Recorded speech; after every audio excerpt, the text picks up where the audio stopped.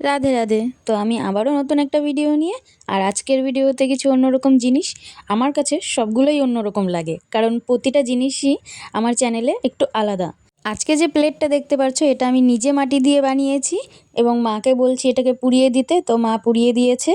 আর এরপর রং করা শুরু করছি। আর বেস কালারটা আমাকে একটা বোন করে দিয়েছে। আমি ওকে বলেছিলাম তুই যেটুকু পারিস, যেভাবে পারিস আমাকে করে দে, বাকিটা আমি পরে ঠিক করে নেব। তো ভিডিওতে যেমন দেখতে পেলে, প্রথমে বেস কালারটা ওই আমাকে করে দিয়েছে, তারপর ওটাকে আমি ঠিক করে নিয়ে রং করতে শুরু করি। আর প্লেটটাতে কিছুই নেই, শুধু একটা ফুল আর কিছু পাতা আছে। ফুলটা হলুদ কালার রেখেছি, আর পাতাগুলো তো সবুজই হয়। আর প্লেটটা কিন্তু সাদাই থাকবে।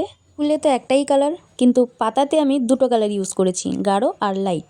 দুটো সবুজ কালার আছে, আর শেষে ফুলের মাঝে একটু লাল।